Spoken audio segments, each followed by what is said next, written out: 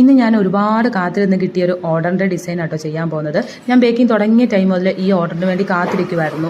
Video കണ്ടപ്പോൾ തന്നെ നിങ്ങൾക്ക് എല്ലാവർക്കും മനസ്സിലായി കാണുമല്ലോ. അതെ, ഞാൻ ഇന്ന് ചെയ്യാൻ പോകുന്ന ഒരു സർപ്രൈസ് ഗിഫ്റ്റ് കേക്കാട്ടോ. ഹസ്ബൻഡിൻ്റെ ബർത്ത്ഡേക്ക് ഇതുപോലൊരു കേക്ക് ചെയ്യാൻ വേണ്ടി നോക്കിയിരുന്നു. അങ്ങനെ ഞാൻ ഗിഫ്റ്റിനൊക്കെ ഓർഡർ കൊടുത്തു. പക്ഷേ ഗിഫ്റ്റ് കിട്ടിയത് ബർത്ത്ഡേ എല്ലാം കഴിഞ്ഞിട്ടാണ്.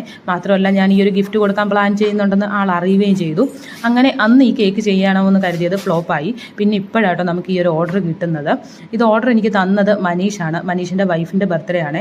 കല്യാണം കഴിഞ്ഞിട്ടുള്ള ഫസ്റ്റ് ബർത്ത്ഡേ ആയിരുന്നു. അതപ്പോൾ ഇച്ചിരി ഗ്രാൻഡായിട്ട് ഒരു സർപ്രൈസ് ഒക്കെ കൊടുക്കാമെന്ന് കരുതി ആൾ പ്ലാൻ ചെയ്താട്ടോ ഈ കേക്ക്. രാത്രി 12 മണിക്ക് മതിയെന്നായിരുന്നു പറഞ്ഞത്.